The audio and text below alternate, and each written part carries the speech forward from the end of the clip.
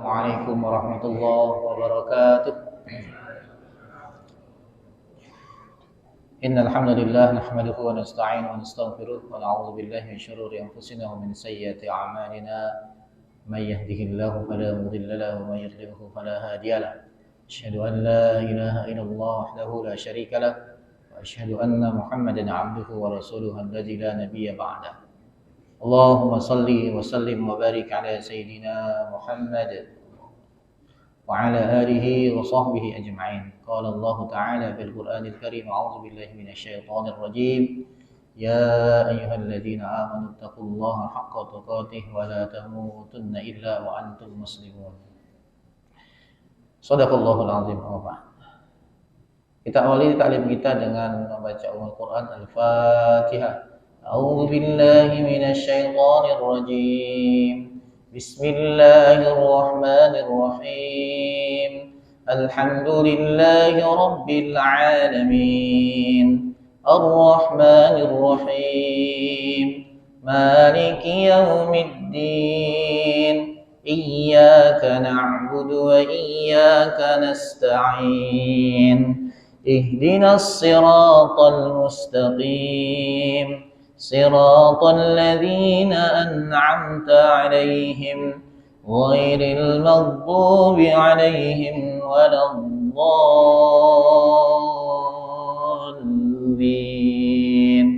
آمين.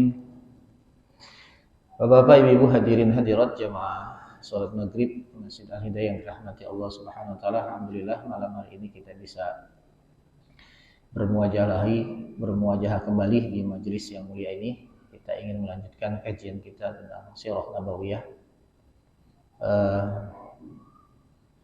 Seingat saya bahasan kita sampai di membangun Ka'bah.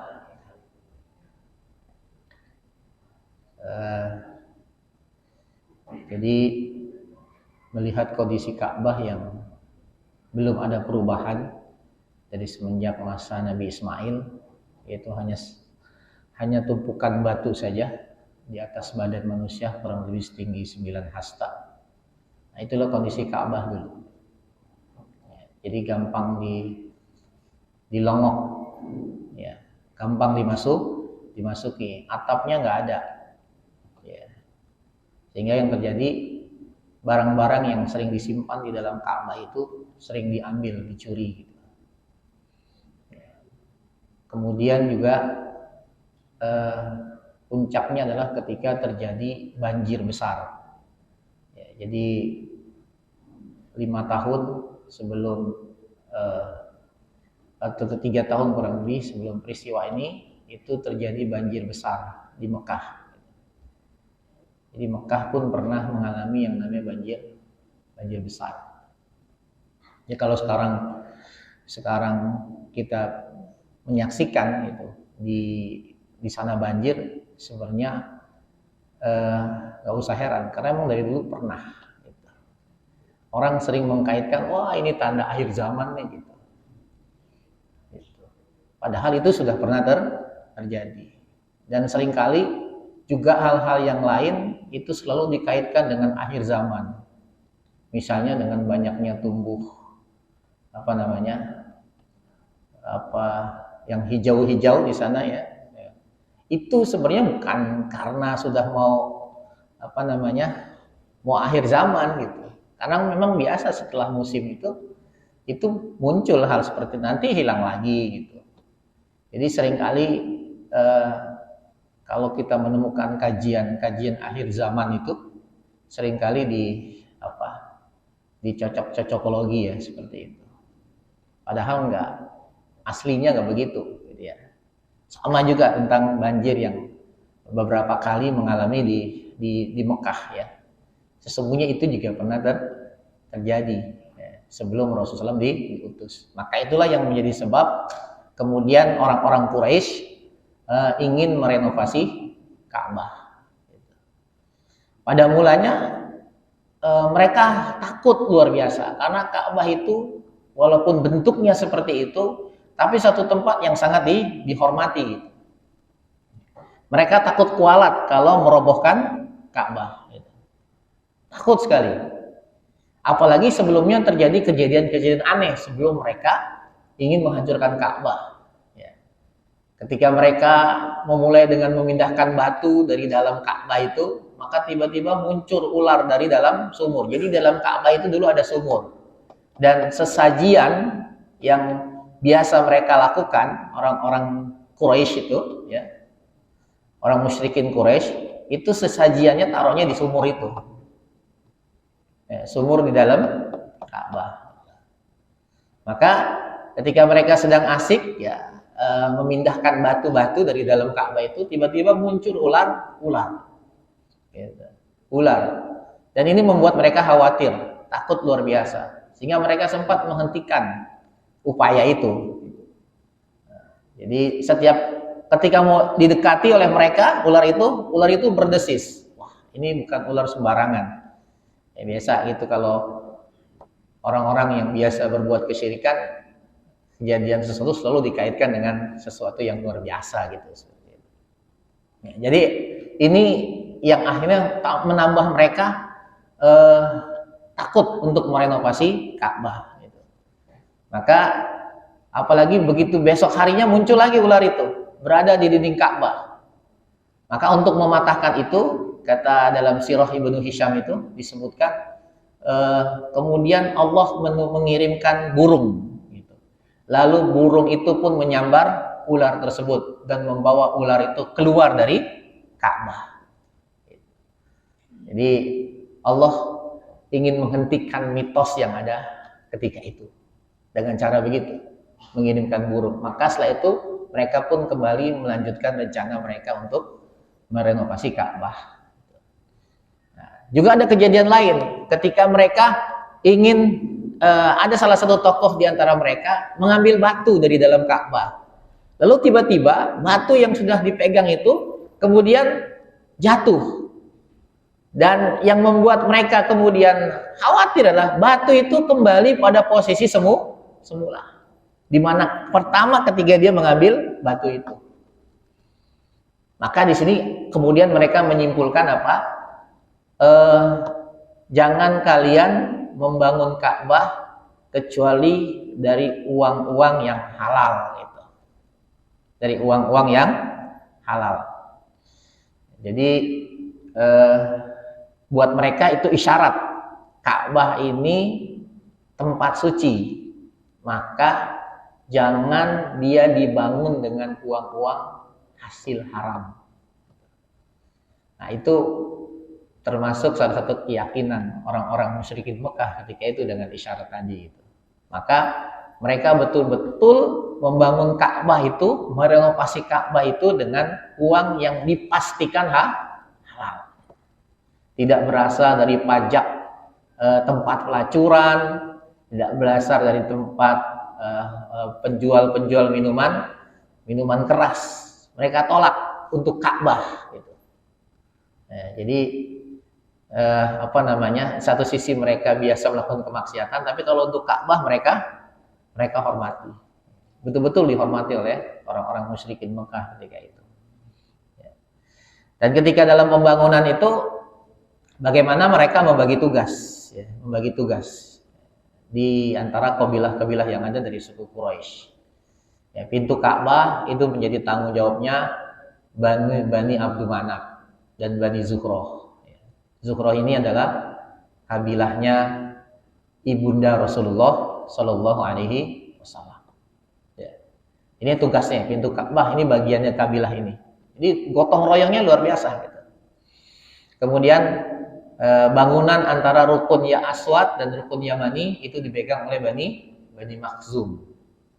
Ya, baninya atau kabilahnya Abu Jahal.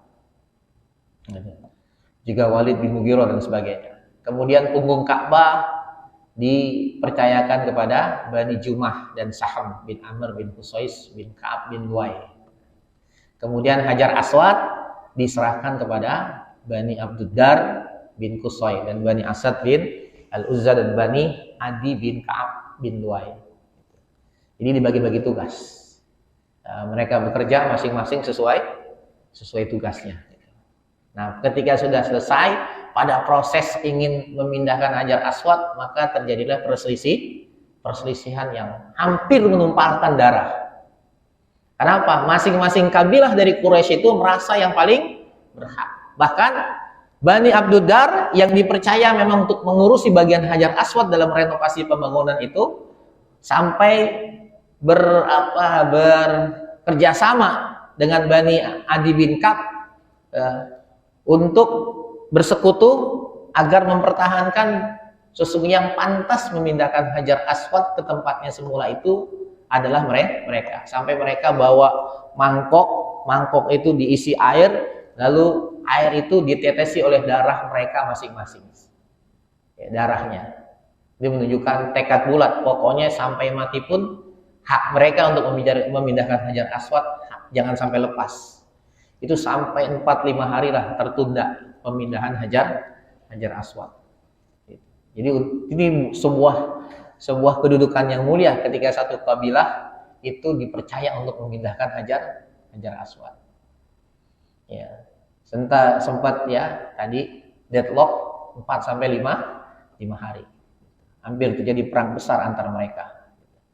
Tapi kemudian seorang tokoh di antara mereka yaitu dari Bani Makhzum, yaitu Abu Umayyah bin Mughirah Al-Makhzumi yang merupakan saudara dari Al-Walid bin Mughirah, kemudian mengatakan, sudahlah kita hentikan pertikaian ini. Ya, kalau kita tentukan saja yang berhak memindahkan Aswad adalah yang pertama kali memasuki pintu haram. Dan ternyata kita pahami, sudah dari kecil kita dengar cerita ini, ternyata orang yang dimaksud tidak lain bukanlah Rasulullah Shallallahu Alaihi Wasallam. Jadi Allah berikan kemuliaan itu kepada beliau. Maka begitu tahu orang yang dimaksud itu adalah Muhammad, Al-Amin Muhammad, Al-Amin Muhammad Al-Amin gitu. Udah, kalau begitu kita rela, kita ridho apapun yang diputuskan oleh Muhammad.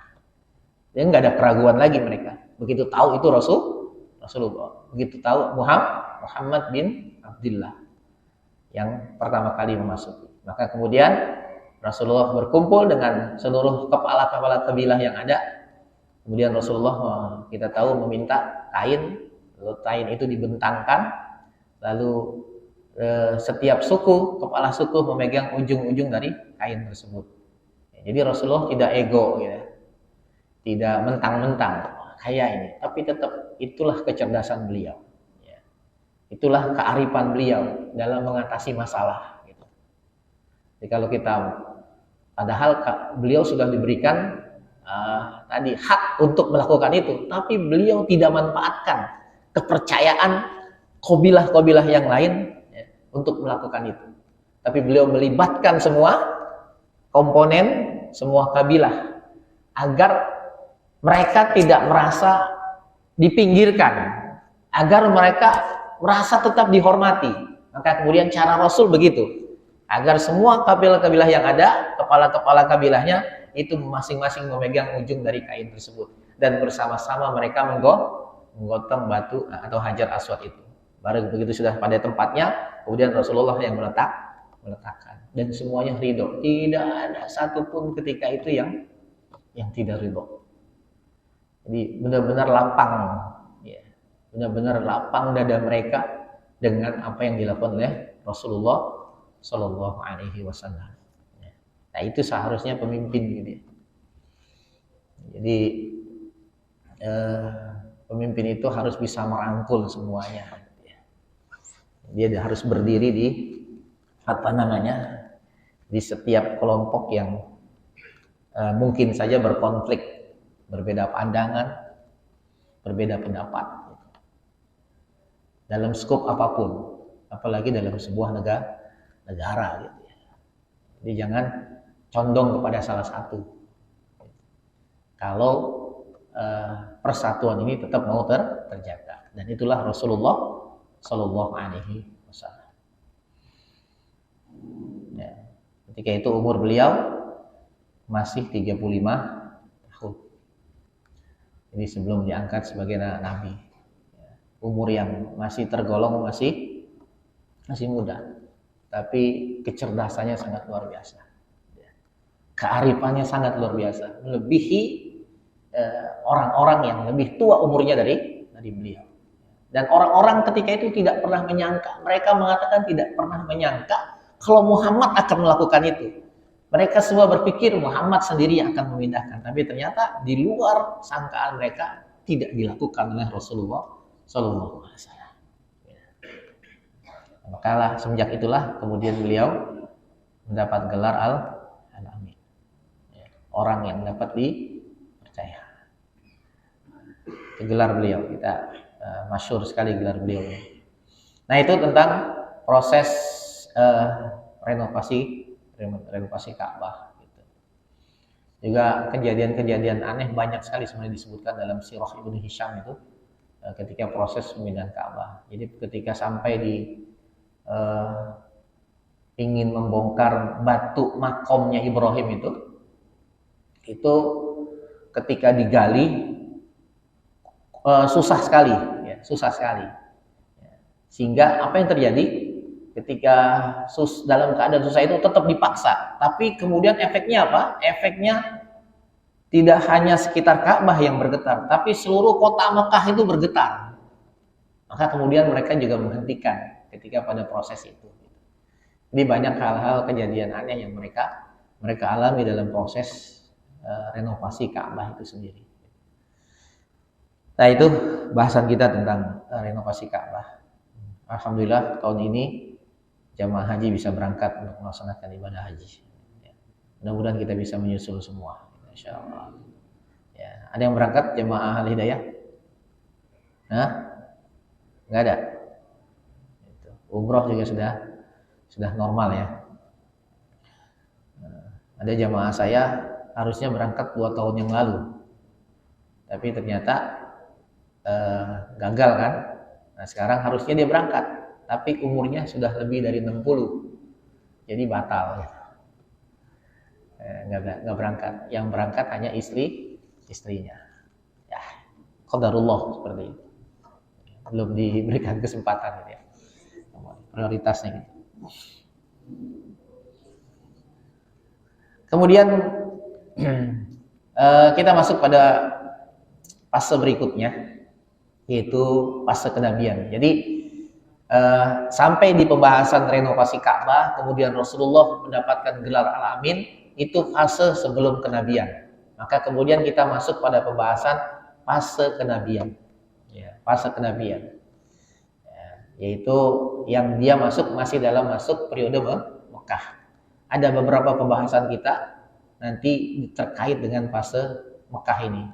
Pertama, setelah pengangkatan beliau ada yang namanya fase atau proses namanya dakwah Syria, dakwah secara sembunyi-sembunyi. Gitu. Kemudian yang kedua nanti ada bahasan dakwah secara jahriyah. Syria berlangsung selama 3 tahun. Ya. Ada beberapa syariat yang turun, terutama sholat. Sholat itu dari pertama di fase Syria sudah turun kewajiban sholat, walaupun bukan sholat 5 waktu. Kemudian dakwah jahriyah dimulai nanti dakwah beliau secara terang-terangan kepada keluarga besar beliau, lalu juga secara umum ketika nanti di Bukit Sofa. Kemudian yang ketiga adalah tahapan dakwah keluar nanti. Jadi setelah wafatnya 2 pendukung dakwah beliau, yaitu Abu Thalib dan istri beliau Khadijah radhiyallahu anha, maka beliau melakukan dakwah keluar Mekah. Sampai nanti proses hijrahnya beliau dari Mekah ke Madinah. Kita masuk bahasan pada di bawah naungan kenabian. Ya, di bawah naungan kenabian. Di proses beliau diangkat sebagai nabi. Sejak umur 37 tahun, ya, bahkan sebenarnya sebelum itu beliau sudah mengamati kondisi kaumnya gitu. Ini melihat kondisi kaumnya seperti itu, tergerak hatinya untuk merubah, tetapi nggak punya sistem, tidak punya pedoman untuk merubahnya itu gimana gitu. Maka kemudian Allah membimbingnya untuk membimbing beliau sallallahu alaihi wasallam untuk semenjak umur 37 tahun itu berkholwat di gua Hira.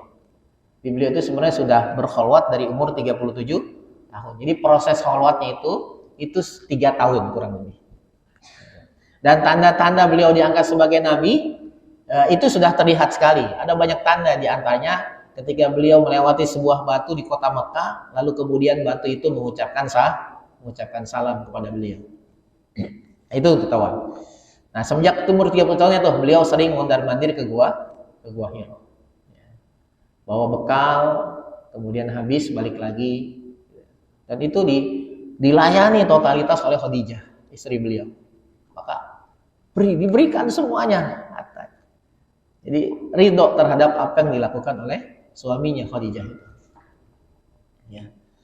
Itu kan berarti kalau berkholwat menyendiri enggak istilahnya bahasanya tidak ma'isyah gitu ya. Tidak melakukan ma'isyah, penghasilan seperti itu. Tapi Khadijah mendukungnya, mensupportnya gitu. Maka Rasulullah tidak pernah melupakan Khadijah seperti itu. Nah, dari banyaknya gua di sekitar kota Mekah, itu gua yang dipilih oleh beliau adalah Gua Hira yang posisinya ada di Jabal Nur. Kenapa beliau pilih itu? Salah satunya kata para ulama, karena ternyata dari celah Gua Hira itu ada lubang yang bisa beliau jadikan untuk memandang ke arah Ka'bah gitu. Jadi ada lubang di mana lubang itu pas ke arah Ka'bah. Jadi beliau tidak ingin memalingkan pandangan beliau dari melihat Ka'bah. Maka dipilihlah Gua Hira itu sebagai tempat kholwat beliau. Sementara itu tidak dimiliki di gua-gua yang lain. Jadi itu yang keistimewaan dari Gua Hira. Jaraknya kurang lebih 2 mil dari kota Mekah. Makanya ya tadi memandang Ka'bah itu sangat menyejukkan gitu ya, mengharukan kalau kita melihat Ka'bah. Dan begitu tuh jadi contohkan Rasul nggak mau meskipun beliau jauh dari Ka'bah berkholwat di Gua Hira ya, dalam kesendiriannya jangan sampai lepas dari memandang Ka'bah ya. Guanya sejuk, panjangnya kurang lebih 4 hasta, lebarnya 1,75 hasta. Ya, mungkin di antara Bapak hadirin sekalian yang sudah ada yang pernah ke tempat ini gitu ya. Tapi waktu saya ke sana nggak mau saya ke sana. Capek. Tinggi banget. Ya kan tinggi sekali. Ya. Itu zaman sekarang ya yang sudah sudah direnovasi jalannya enak gitu. Bagaimana dulu Rasulullah Shallallahu Alaihi Wasallam. Lihat sekarang aja bagi saya udah berat banget naik ke atas itu. Nah itu, apalagi dulu. Dan itu dilakukan Rasul. Umur beliau memang masih tergolong muda ya, 37 tahun sampai 40 tahun. Jadi mungkin secara ini masih kuat, ya masih kuat beliau. Nah itu dia bolak-balik gitu. Udah habis bekal, balik lagi. Barulah kemudian ketika umur beliau genap 40 tahun, kemudian wahyu turun.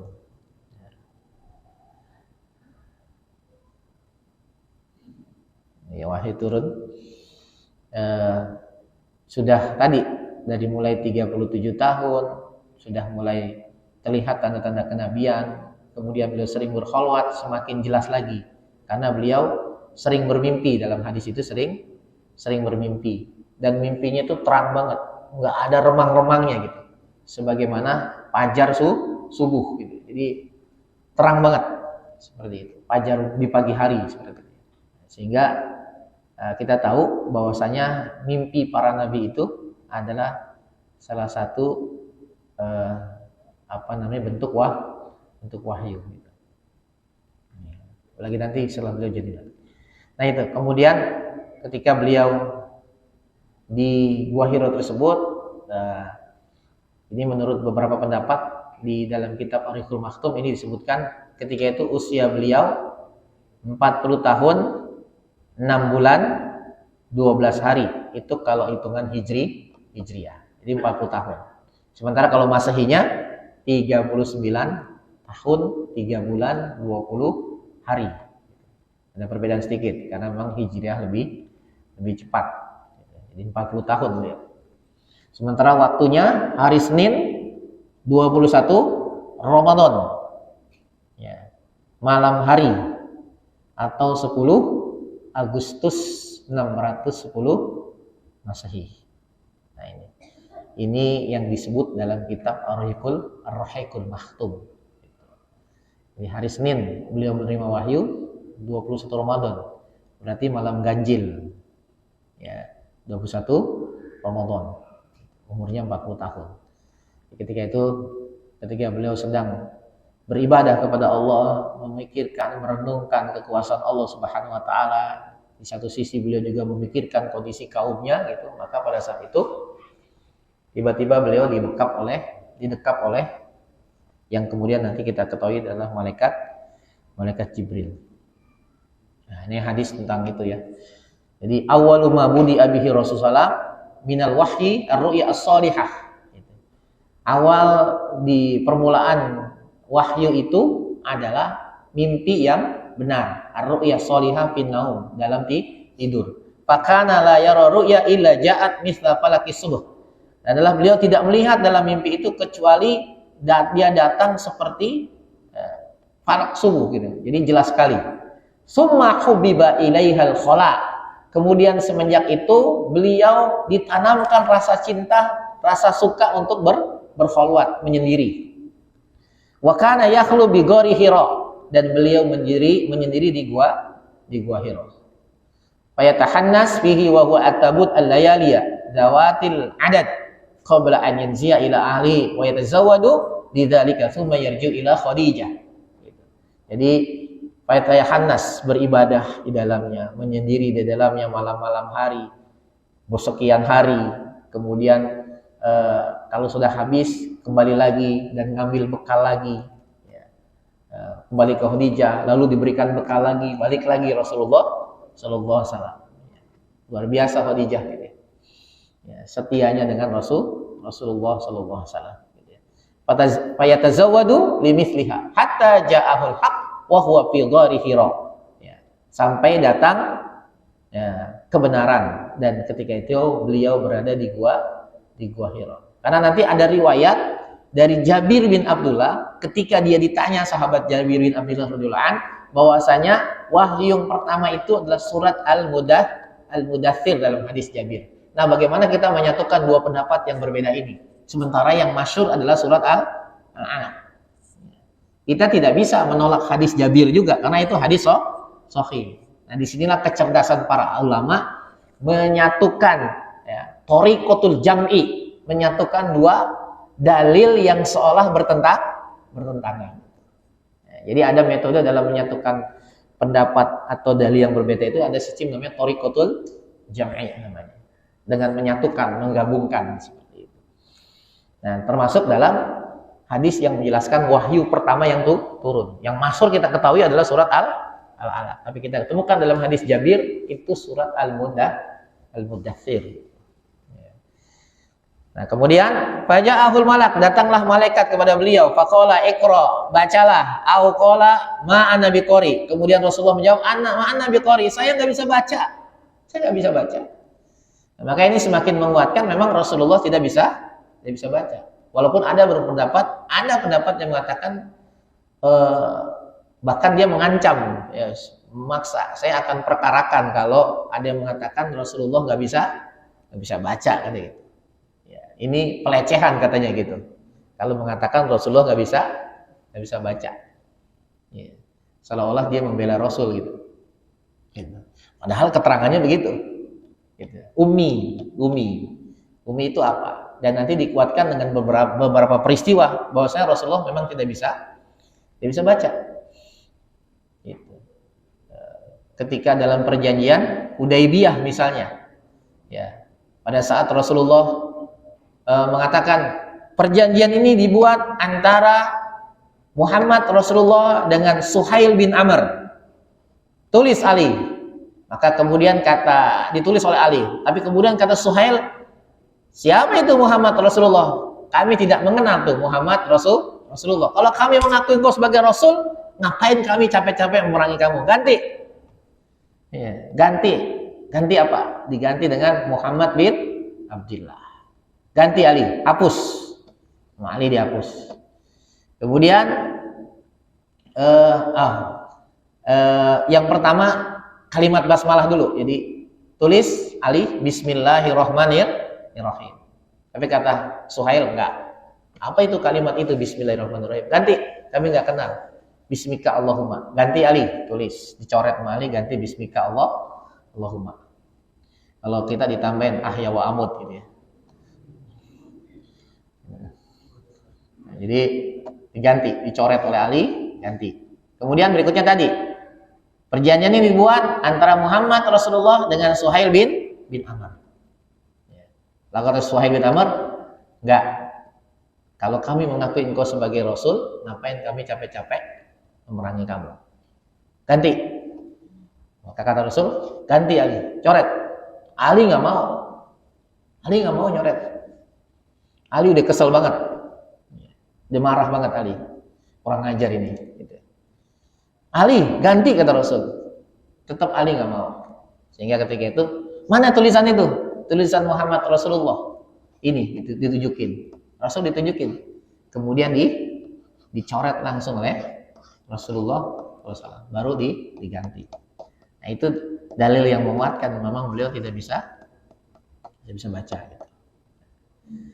Nah, jadi dalam hadis ini juga ma'ana biqori, saya nggak bisa baca. Iqra, baca lagi. Ya, kemudian fa akhadani fa ghattani hatta balagha minni al-juhda. Gitu. Al-jahda. Jadi kemudian ketika aku mengatakan tidak bisa baca, kemudian malaikat itu sosok makhluk tadi itu memegangku lalu memelukku dengan keras sehingga aku sulit untuk bernapas. Kemudian summa arsalani, kemudian dia melepaskanku. Faqala iqra, baca engkau Muhammad. Ya. Maka aku mengatakan ma ana biqori. Saya nggak bisa baca. Faqala kemudian Jibril mengulangi hal yang sama. Dipegang Rasul, kemudian dipeluk Rasul dengan kuat, ya sampai beliau susah untuk bernapas. Kemudian tidak lama dilepaskan kembali. Kemudian Jibril mengatakan, Iqra, baca oleh kamu. Kembali Rasul yang ketiga mengatakan, Ma ana biqari. Saya tidak bisa baca. Ya. Kemudian kembali lagi Jibril memegang Rasul dan memeluk Rasul. Kemudian melepaskan kembali. Lalu Jibril mengatakan, Iqra, bismi rabbikal ladzi khalaq. Khalaqal insana min 'alaq. Iqra wa rabbukal akram. Alladzi 'allama bil qalam 'allamal insana ma lam ya'lam. Nah, inilah wahyu yang pertama. Ya. Ini hadis dari Ibunda Aisyah radhiyallahu anha. Hadis sahih.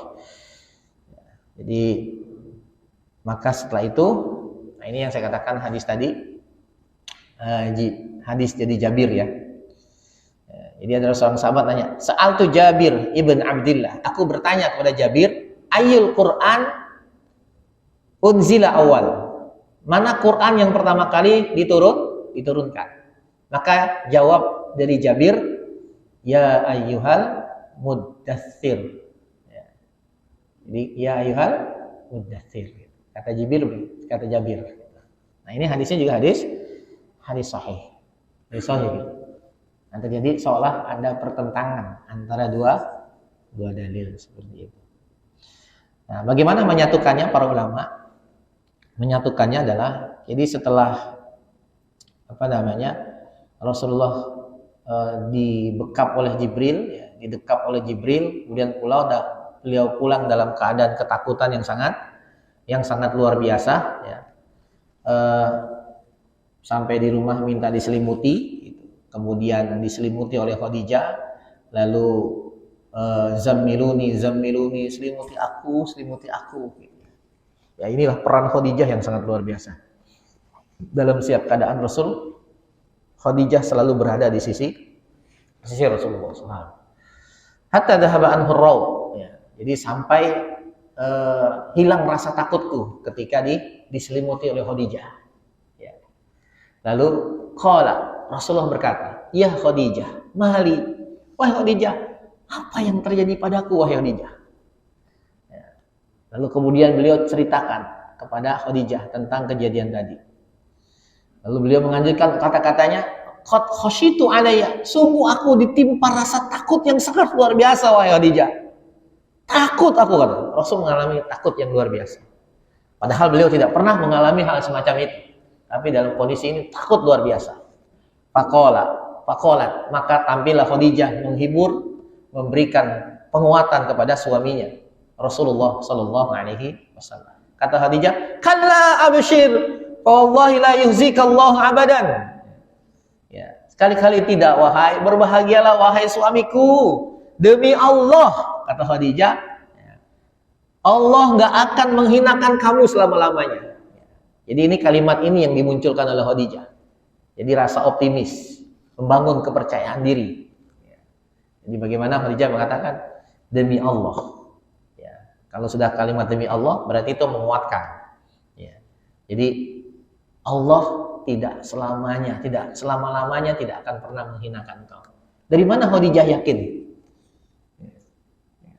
Padahal itu nggak tahu itu proses apa sih yang dialami oleh suaminya. Tapi kenapa Khadijah begitu ya? Yakin Allah nggak akan menghinakan suaminya, membuat suaminya bersedih. Dari mana keyakinan itu? Ya, bukan tanpa alasan, bukan sekedar menghibur gitu. Tapi ada alasannya, ada korinanya, ada hubungannya. Kenapa Khadijah berani memastikan itu? Nggak akan Allah menghinakan. Dan ini yang seharusnya menjadi perhatian kita. Kalau kita nggak mau dihinakan Allah, maka inilah yang seperti kita melakukan seperti yang dilakukan oleh Rasulullah dalam kata-kata Khadijah ini. Apa kata Khadijah? Kenapa Khadijah begitu yakin? Suaminya walaupun dalam keadaan takut yang sangat luar biasa, tapi yakin bahkan itu bentuk kehinaan yang Allah berikan kepadanya. Kenapa? Pertama kata Khadijah, innaka latasirur rahim. Karena engkau wahai suamiku orang yang senantiasa menyambungkan silaturahim. Jadi kalau kita nggak mau dihinakan Allah, maka dalam hadis ini resep pertama, jangan pernah memutuskan silaturahim. Ya, ini Rasul nggak pernah memutuskan silaturahim. Beliau semua hubungi gitu, semua yang baik yang istilahnya yang sepaham dengan beliau maupun yang tidak sepaham dengan beliau. Nggak pernah diputuskan oleh beliau. Ya. Ini dari semenjak sebelum beliau diangkat sebagai nabi punya kebiasaan begitu. Dan ini kesaksian Ibunda Khadijah radhiyallahu anha. Jadi Rasul itu senantiasa, ya kita tahu, memang jelas silaturahim itu bagaimana dia merupakan ibadah yang nilainya besar sekali. Makanya kenapa juga pernikahan itu masuk dalam separuh agama. Karena ternyata dalam pernikahan itu ada ibadah yang sangat luar biasa. Apa itu? Ibadah silaturahim. Bagaimana tadi dua keluarga yang tidak tersambung, ya, tidak saling mengenal, kemudian disatukan menjadi satu keluarga. Makanya dia menjadi ibadah separuh agama. Nah itu dia. Jadi tinggi sekali dan konsekuensinya berat sekali bagi orang yang memutuskan silaturahim. Dalam hadis itu disebutkan, saya pernah kutip kalau nggak salah ketika itu. Jadi salah satu la turfa'u salatuhum fawqa ru'usihim shibran. Jadi ada 3 golongan yang ketika dia sholatnya nggak diangkat oleh Allah. Jadi artinya nggak diangkat walaupun hanya 1 jengkal. Artinya 1 jengkal pun nama Allah nggak diangkat tuh sholatnya gitu. Ya. Maka di antara 3 golongan itu artinya apa? Tidak diangkat itu. Ya meskipun dia rukun dan syaratnya terpenuhi ketika sholat, tapi nggak ada nilainya di sisi Allah. Nggak Allah kasih nilai. Nggak kasih nilai. Nah di antara 3 golongan itu kata Rasulullah SAW adalah akhwani mutasorimani. Yaitu 2 orang yang selalu bermusuhan. Maka selama 2 orang ini bermusuhan, selama dia sholat, Allah nggak akan angkat. Berarti ini kaitannya dengan silaturahim. Silaturahim. Dan orang yang memutuskan silaturahim adalah orang salah satu golongan yang tidak dilirik, tidak dilihat oleh Allah nanti di hari kiamat. Dan inilah Khadijah begitu yakin suaminya tidak akan pernah dihinakan oleh Allah. Padahal tidak tahu itu kejadian apa. Karena resep pertama menyambungkan silaturahim. Yang kedua adalah wasasdukul hadis. Ya, wa tahmil. Jadi yang kedua, resep kedua, kalau kita mau dihinakan Allah, ya, yaitu jangan, ya, jadilah orang yang watasdukul hadis, ya. Jadi orang yang menjadi pemikul beban, ya. Yang watasdukul hadis itu yang jujur gitu ya, selalu benar dalam berkata. Ya. Jadi jujur, makanya jujur kalau mau Allah tidak hinakan. Karena kan dalam istilah orang Arab itu ada istilah ra'sul dzunub al-kizbu gitu. Sumber segala dosa itu adalah bohong. Ya, sumber dosa itu bohong. Jadi kalau orang udah bohong, itu akan menyebar kepada dosa-dosa yang lain. Dan Rasulullah kita tahu, sekalipun beliau tidak pernah berbohong. Walaupun beliau dalam beberapa kitab hadis ada bab khusus tentang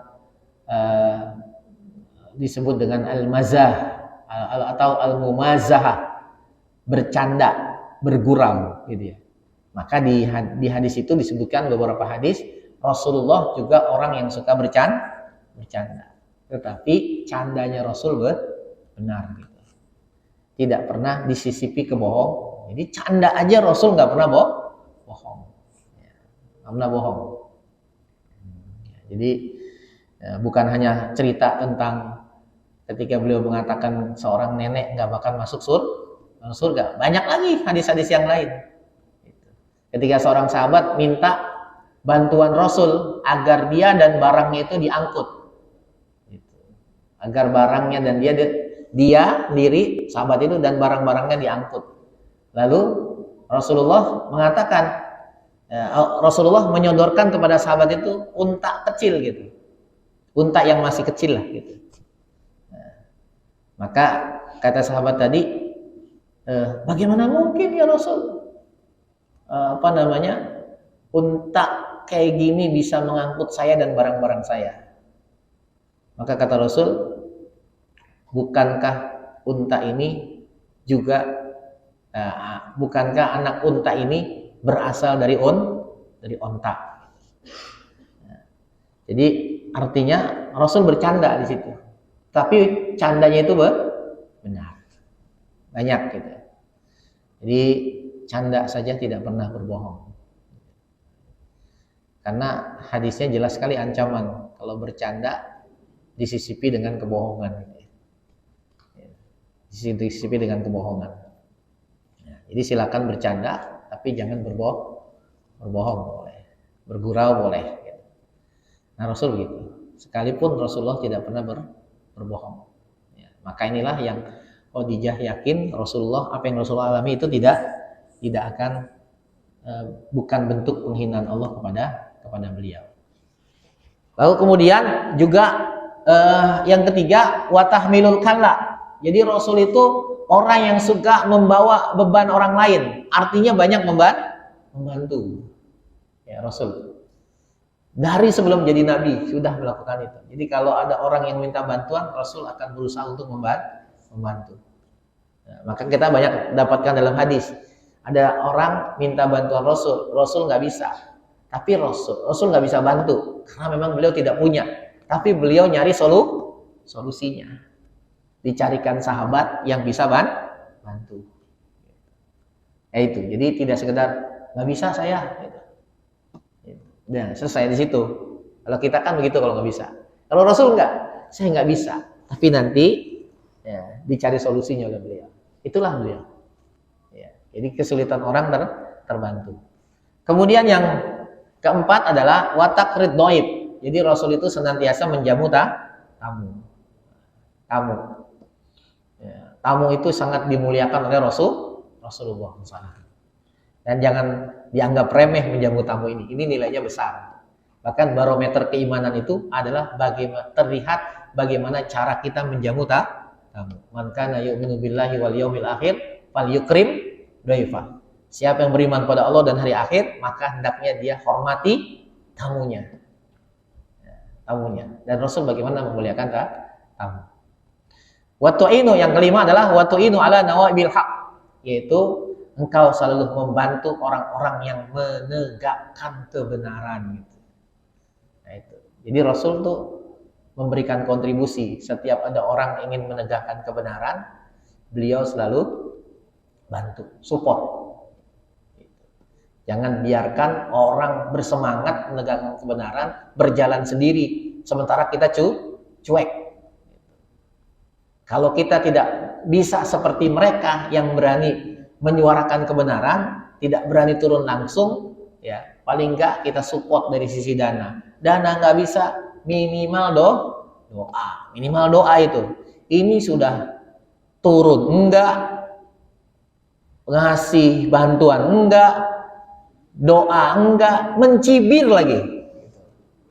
Nah itu banyak.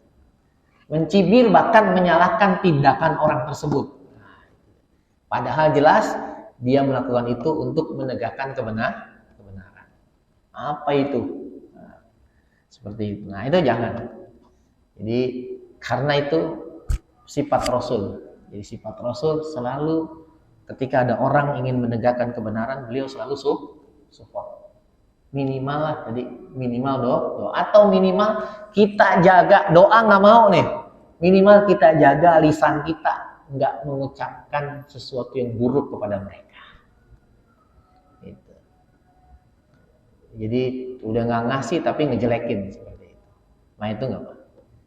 Nah inilah 5 sifat Rasulullah SAW yang diungkapkan oleh istri beliau Khadijah radhiyallahu anha, dan ini menjadi keyakinan Khadijah bahwa apa yang dialami Rasul di Gua Hira itu bukan bentuk kehinaan yang Allah berikan kepada beliau. Karena tadi beliau takutnya luar biasa. Laqad khasyitu alayya, aku ditimpa takut yang sangat luar biasa. Maka kemudian Khadijah tampil memberikan hiburan, penguatan kepada Rasulullah sallallahu alaihi wasallam. Itulah peran, ya. Peran antara suami dan istri, bagaimana saling mengisi, ya. Saling menguatkan satu sama lain.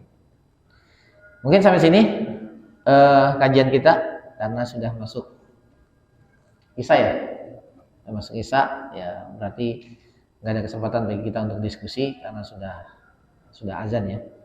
Insyaallah di lain waktu kita lanjutkan dengan materi selanjutnya, masih dalam hadis ini ya, tentang proses beliau menerima wahyu. Demikian, lebih kurangnya saya mohon maaf. Wallahu a'lam bishawab. Kita tutup dengan doa kafaratul majlis. Subhanakallahumma bihamdik asyhadu an la ilaha illa anta astaghfiruka wa atubu ilaik. Assalamualaikum warahmatullahi wabarakatuh.